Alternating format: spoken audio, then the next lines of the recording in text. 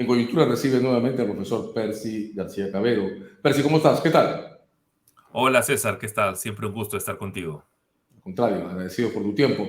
Percy, hiciste una entrevista hace relativamente pocos días con el diario El Tiempo y estabas comentando la situación que se ha generado a raíz de la suspensión del acuerdo de cooperación entre las autoridades del Ministerio Público del Brasil y el Perú, las fiscalías, con ocasión al caso Odebrecht. Comencemos con una impresión general tuya. ¿Cómo caracterizas la situación que se ha generado con esa suspensión? Bueno, definitivamente creo que evidencia cierta debilidad, aunque no tenemos conocimiento cierto de los términos exactos del acuerdo de colaboración corporativa suscrito entre Odebrecht y el Ministerio Público peruano.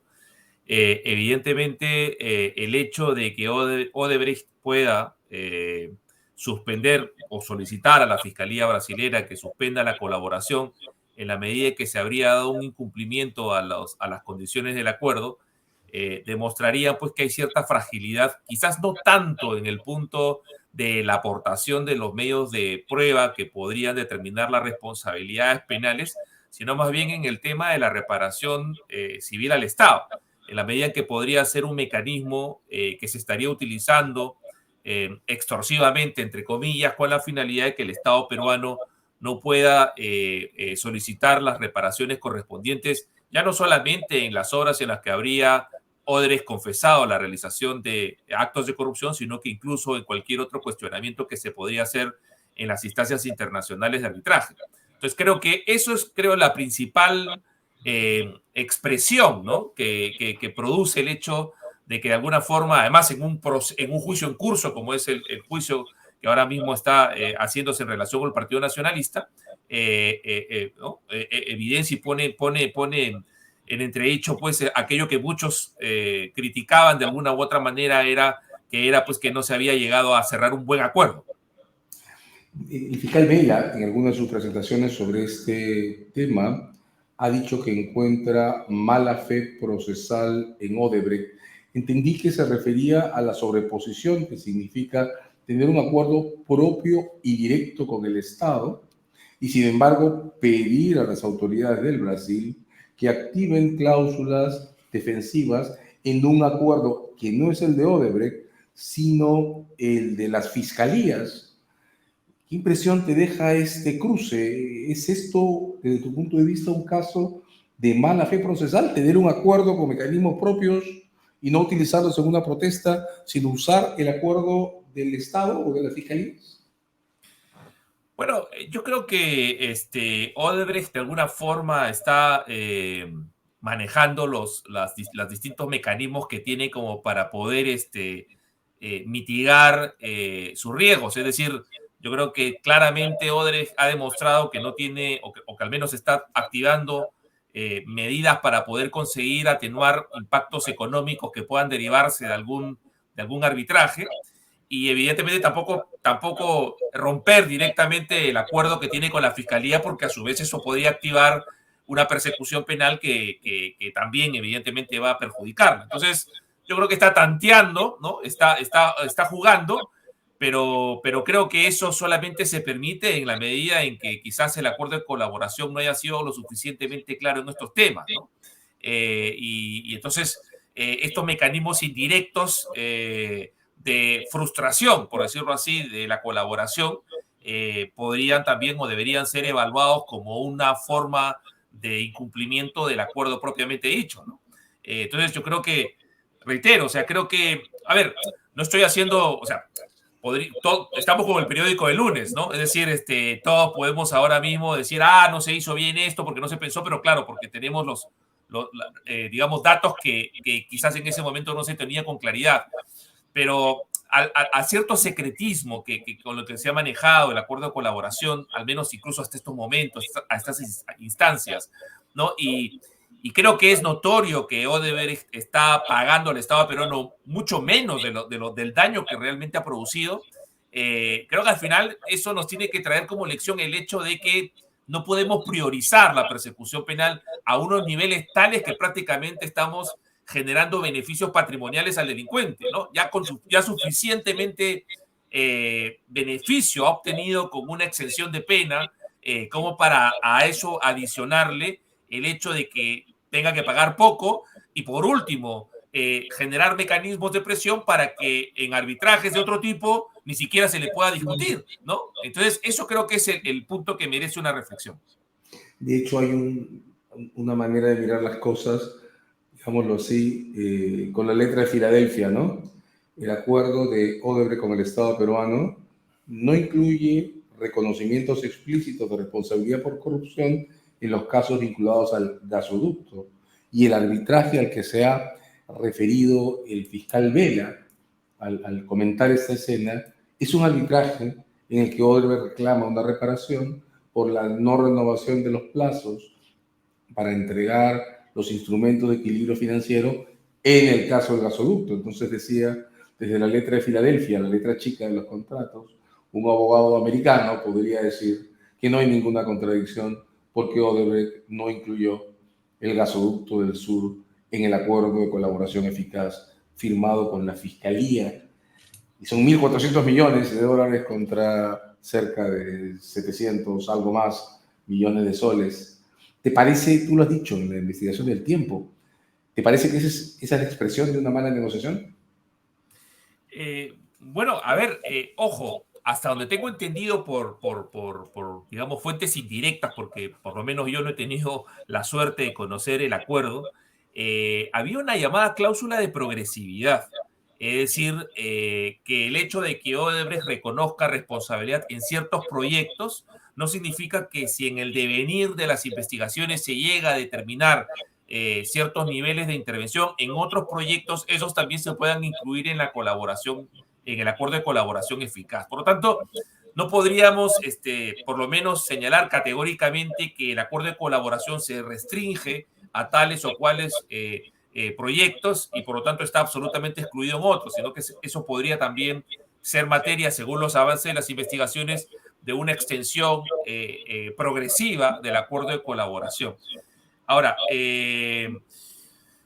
Odebrecht no reconoce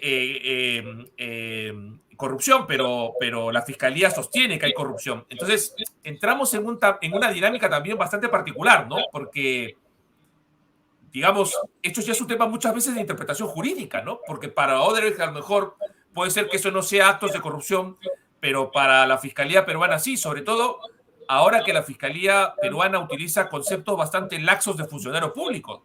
De manera que a lo mejor Odebrecht entiende que le pagó a través de estos codinomes a abogados particulares, a personas que en principio no tenían la calidad de funcionario público desde la perspectiva de Odebrecht y sus abogados, pero para la fiscalía, desde la perspectiva de la fiscalía, sí constituyen funcionarios públicos. Entonces, de alguna forma, habría un acto de corrupción o de colusión, ¿no? De hecho, se ha debatido en el último tiempo la posibilidad de considerar a abogados, funcionarios públicos por la sola relación de una prestación de servicios profesionales con el Estado, ¿no? Al punto de que incluso se ha incorporado un estudio de abogados como terceros civilmente responsables. Entonces, claro, o sea, Odebrecht dice que no vio corrupción. Ahora, la pregunta es, ¿qué es corrupción? O sea, ¿cuándo estamos ante un sujeto que pueda ser realmente considerado funcionario público y cuyos pagos para orientar su comportamiento puedan significar o puedan ser calificados desde la ley peruana como supuestos de corrupción? O incluso, por ejemplo, en el caso de Pedro Pablo Kuczynski, Odebrecht ha sido muy claro diciendo que nunca le pagó un soborno a Pedro Pablo Kuczynski. Pero, sin embargo, la Fiscalía entiende que los honorarios pagados por las reestructuraciones financieras a Westfield Capital constituyen sobornos. Entonces, ahí hay como cuestiones que precisamente se podrían generar problemas porque Odebrecht dice, oye, yo no estoy incumpliendo, aquí yo no he hecho actos de corrupción, pero la Fiscalía dice, no, tú estás realizando actos de corrupción o has realizado actos de corrupción. Lanzas una clave muy interesante porque en realidad en esta área, la de delitos de funcionarios públicos, hay construcciones que no son estrictamente legales, sino externas a la dogmática, ¿no?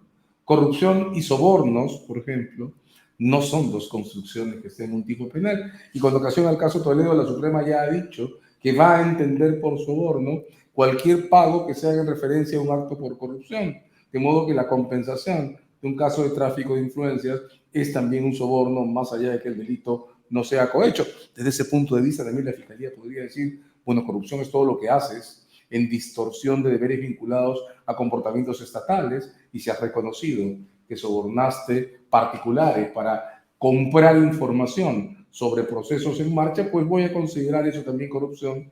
Eso sí lo has reconocido, y llevas a una clave en la que quiero reparar. El acuerdo es progresivo, de modo que la Procuraduría y la Fiscalía deberían tener la oportunidad de reaccionar en perspectiva a la cláusula de progresividad sobre Odebrecht respecto al gasoducto y respecto a la viabilidad de activar un procedimiento ante el CIADI en un caso de esta naturaleza. Pero hay otro aspecto, Percy, sobre el que quiero regresar contigo, y es que así como la cuestión del gasoducto, entre comillas, no está, o quizás sí está en el acuerdo de Odebrecht con el Estado no tiene ningún reconocimiento sobre el uso de fondos ilícitos, escondidos o lavados en las entregas de dinero para campaña. Hemos discutido varias veces tu opinión sobre la posibilidad de imputar a agentes locales la recepción de esos fondos como un delito. Tú has sido muy claro en punto a que el elemento deber de conocer el origen de los fondos incluido en las leyes, en tu opinión, bloquea la posibilidad de imputar a particulares en los años 2011 especialmente o antes la recepción de esos fondos como un acto de lavado. Pero ¿cuál es tu opinión sobre Odebrecht? ¿Es Odebrecht una empresa que a la información pública a la que se manejan tenga el perfil de un negocio privado que maneja una lavandería? Lo pregunto porque tampoco hay reconocimientos en el acuerdo con el Estado peruano sobre actividades de lavado propias de Odebrecht. Bueno, a ver, yo creo que efectivamente el hecho de que esto no esté suficientemente transparentado no nos permite reconocer claramente cuál es la posición de Odebrecht al respecto. Hay bastante oscuridad y eso es uno de los puntos que creo que también se van a discutir duramente en los procesos por recepción de dinero en las campañas electorales sobre cómo Odebrecht ha formado esa caja 2 que tanto se cita. Es decir, porque estamos cometiendo quizás a veces el error lógico de entender que la caja 2 es una caja de dinero sucio porque se utiliza para sobornos, ¿no? Esa es la finalidad. La pregunta es cómo se genera esa caja 2. Si esa caja 2 se ha generado como consecuencia de actos de administración fraudulenta de personas jurídicas, sacando patrimonio a través de operaciones ficticias, o si por el contrario se ha realizado a través de delitos contables o delitos incluso tributarios. Eso habría que determinarlo, ¿no? En el caso de OAS, por ejemplo, se ha llegado a determinar que se utilizaron muchas sociedades offshore, uruguayas, chilenas, para poder sacar dinero como aparente pago de operaciones específicas de elaboración de proyectos para carreteras y todo lo demás, que luego se utilizaban para pago de sobornos, ¿no? Entonces, claro, toda esa información es un tanto opaca y claro, aquí tiene que ver mucho con ese punto que en su momento ha intentado resolver la sentencia plenaria casatoria 1/2017 sobre ese nivel de progresividad de la identificación de la actividad criminal que genera el activo. Entonces, basta simplemente con decir esto viene de Venezuela o esto viene de Odebrecht, de la caja 2, ¿no? Como si ya con el término caja 2 ya hay prácticamente una realidad incontrovertible de procedencia delictiva. Yo creo que esto tendría que haber sido transparentado mucho más por parte de Odebrecht y sin duda haber favorecido que la Fiscalía tenga claramente mapeado y determinado el origen de esos fondos que fueron utilizados posteriormente por Odebrecht para aportar a campañas electorales de partidos políticos. Ojo, sin perjuicio de la discusión que se pueda tener si la mera recepción es un delito de lavado, que ya hemos discutido efectivamente sobre ese tema, ¿no? Sí, de hecho, coincido contigo. Creo que es un momento en el que tanto por la audiencia que viene sobre el caso Humala, como por esta suspensión de relaciones y la crisis que ha generado, la Fiscalía tendría que dejar claro en blanco y negro cuál es su teoría o cómo ha reconstruido el origen de los fondos que Odebrecht usó. Nos interesa, bueno, ya la especificidad entre para pagar sobornos o para financiar políticos. Llamo la atención sobre un punto, y es que tu opinión sobre la no aplicación de las reglas sobre el lavado de activos a quienes recibieron fondos en el Perú en el marco de campañas políticas no determina, lo acabo de notar o de confirmar, tu opinión sobre la posibilidad de atribuir a Odebrecht tener o no tener, manejar o no manejar una lavandería. Esta última, acabas de confirmarlo, depende de cómo la Fiscalía reconstruye la actividad de Odebrecht. Después de la publicación de tu entrevista en el diario El Tiempo, se difundió una noticia adicional. Las autoridades judiciales del Panamá han abierto un proceso contra Odebrecht por lavado de activos. Y una cuestión llamativa, esto es un evento, repito, posterior a tu entrevista en el diario El Tiempo, es que en ese procedimiento se ha incluido a un peruano, al señor Monteverde, a quien aquí se le acusa de haber montado una empresa de fachada para simular servicios prestados a Odebrecht con la finalidad de recibir dinero que se declaraba como gasto y que se transfería a cuentas en el exterior que terminaban en la red de empresas offshore que manejaba Odebrecht. El señor Monteverde, entiendo por lo que los medios han difundido, está incluido en este procedimiento también en el Panamá. Un dato como este, aunque por cierto es inicial y superficial, ¿modifica en algo tu impresión sobre las actividades de Odebrecht? ¿Te abre alguna puerta que te parezca importante seguir? Vamos a ver, aquí como estamos hablando de escenarios en los que existen concurrencias de ordenamientos jurídicos, habría evidentemente que hacer las diferenciaciones en el sentido de poder saber en qué medida cada legislación penal ha ido recogiendo aquellos planteamientos que ya desde la Convención de Viena, la Convención Madre en tema de lavado, estableció como parámetros digamos, recomendables de criminalización de lavado de activos. Si nosotros entendemos que, por ejemplo, Panamá o Brasil o quien sea, ha establecido un mecanismo de castigo de lavado de activos como proceso, es decir, actos orientados a dar apariencia de legalidad a activos que proceden de un delito, y además de eso, la receptación patrimonial, es decir, el hecho simplemente de haber dispuesto o haber recibido activos sabiendo que tienen un origen ilícito, bueno, podrá ser perseguido en Panamá, podrá ser perseguido en Brasil. La pregunta es, si me apuras, me dices, en Perú.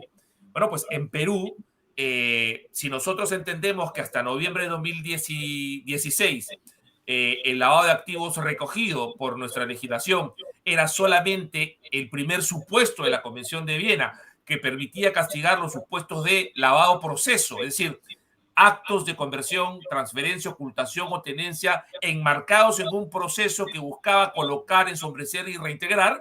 Entonces, ni Odebrecht había cometido delito por el solo hecho de regalar su dinero sucio, ni los políticos peruanos habrían cometido delito de lavado por el solo hecho de receptarlos.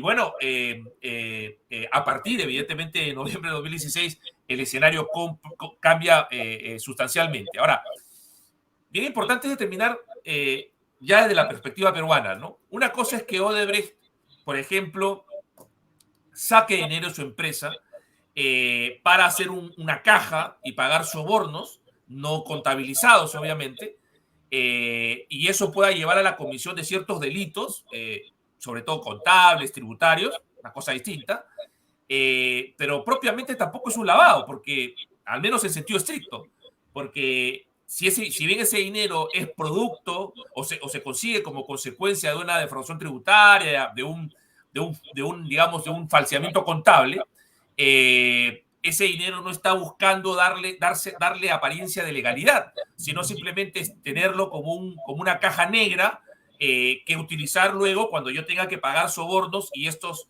de alguna forma pueda yo tenerlos a disposición y no tener que sacarlos de mis cuentas claras porque no tendría justificación para hacerlo. Entonces, pero no sería lavado en sentido estricto.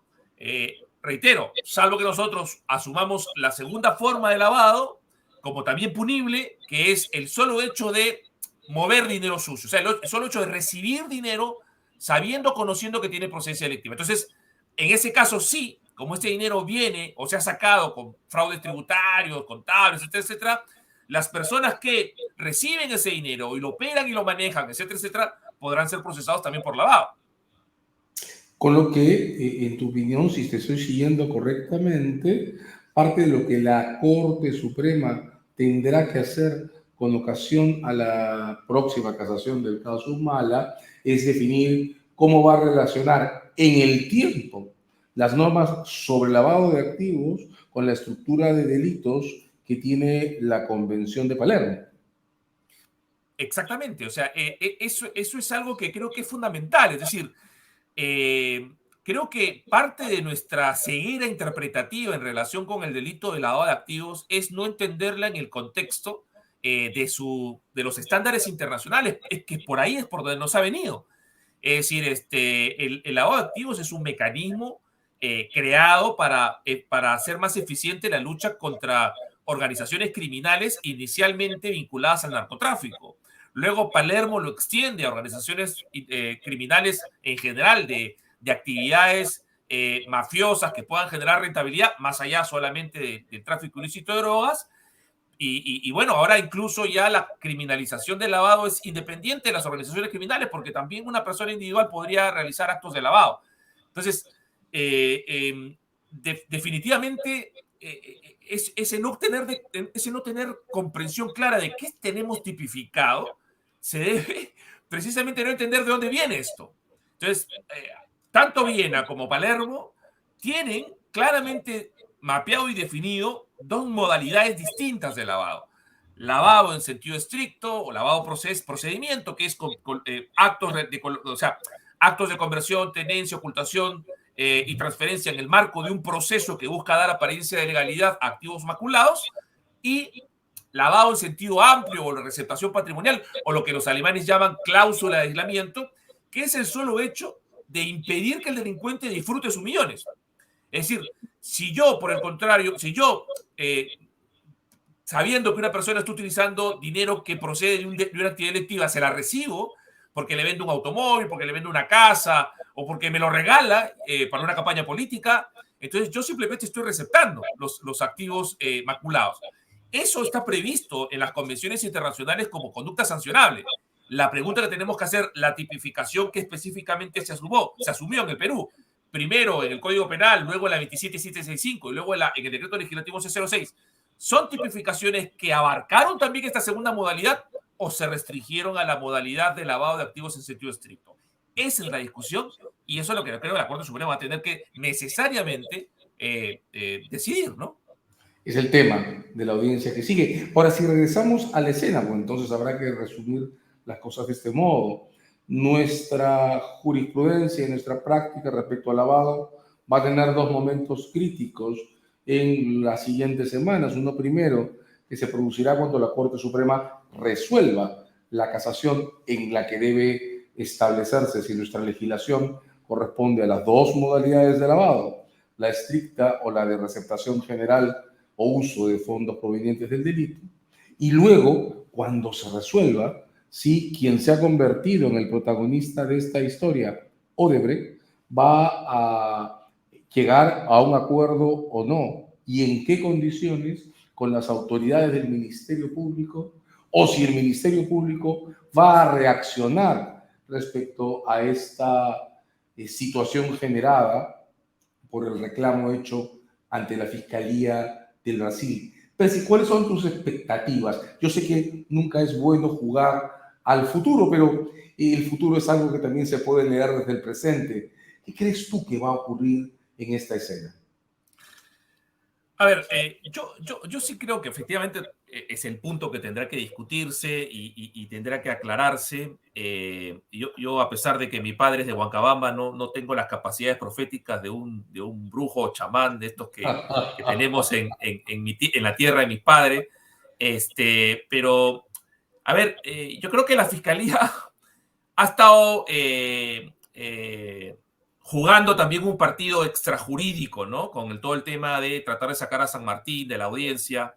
Eh, a lo mejor, no sé, si en alguna oportunidad habrá hecho alguna afirmación en alguna conferencia. Sabemos que es un académico y a veces los académicos nos olvidamos de la prudencia del político y decimos lo que pensamos porque estamos convencidos de ello. Entonces no sé si en alguna oportunidad se habrá expresado de una forma tal que ha sembrado dudas en la fiscalía para poder tratar de sacarlo. o en todo caso, si no lo ha sacado, como finalmente ha sucedido, sí enturbiar el tema, ¿no? De una forma tal que psicológicamente pueda funcionar como un mecanismo de inhibición, en el sentido de a lo mejor decir, mira, mejor, a pesar de que pienso que efectivamente no hay lavado en este punto, voy a tener que decir que sí para no poner en tela de juicio, ¿no? Para que mañana más tarde no me tengan que decir, ves que nosotros teníamos razón de que esta persona iba a favorecer a Humala y por rebote a Keiko, etcétera, etcétera. Entonces, claro, se ha jugado mucho ahí, ¿eh? Se ha jugado mucho. Entonces, creo que la única forma de que pueda tener éxito un planteamiento como el de la defensa de Humala y sin duda también de Keiko y en general los políticos que recibieron donaciones, o sea, la única forma de poder conseguir es neutralizar esos mecanismos de distorsión y que exista un pronunciamiento de fondo al respecto. Es decir, que no tenga ningún temor. Bueno, yo creo que San Martín no tendrá mucho temor, pero creo que eso puede influir mucho por la dimensión que ha tenido esta discusión y que finalmente ellos decidan claramente con la convención en la mano, con la ley en la mano y con un análisis objetivo, no político, jurídico, si realmente estamos ante un hecho que en el momento en que se produjo era un delito de lavado de activos. Y un dato adicional, que no menor, es no menor. Es decir, si nosotros decimos que el delito de lavado de activos castigaba también los supuestos de receptación patrimonial, de recepción, tendremos también que hacer ciertos niveles de corrección en la interpretación. ¿A qué me refiero con esto? La única forma de que proceda dogmáticamente la criminalización del delito de lavado de activos en sentido amplio, o sea, la receptación patrimonial, es no criminalizando el autolavado. Porque si nosotros criminalizamos el autolavado, estaríamos rompiendo con una idea clara de la dogmática penal, que es que el agotamiento del delito no se castiga. Es decir, si yo genero activos por un delito y ese activo luego lo utilizo para comprar un vehículo, es un agotamiento del delito que no puede ser castigado porque es un hecho posterior copenado. Eso es derecho penal de toda la vida, ¿no? Entonces, claro, castigarías a quien recibe el dinero sucio sabiendo que procede de un delito, pero no castigarías al delincuente que lo está disfrutando, porque eso es un... Ahora, podrás incautarlo, decomisarlo, extinción de dominio, todo lo que quieras, pero tipificarlo eso como delito significaría romper con una de las ideas consolidadas de la teoría del delito y específicamente del iter criminis, ¿no? O sea, que el agotamiento del delito está ya de alguna forma sancionado con la pena que se impone al delito cometido. Entonces tendremos que decir que Odebrecht, que lavó sus propios activos, no podría ser sancionado. Pero además, y en segundo lugar, en estos casos, si uno vas a la convención, si uno va a la convención de Viena y de Palermo, te podrás dar cuenta que esta segunda modalidad exige un tipo subjetivo más estricto y tiene lógica. Es decir, no basta con que usted debía presumir, como dice nuestro Código Penal. Es necesario que conozcas claramente que el dinero es un dinero sucio. Porque imagínate, César, si nosotros permitimos castigar la receptación patrimonial con un debía presumir. Entonces, todos vamos a poder terminar presos por lavado de activos en este país. Porque de alguna u otra manera, uno puede en cualquier operación, a lo mejor se le escapa algún tipo de control, algún due diligence, y vas a estar involucrado en algún delito que tiene una pena de 8 a 15 años.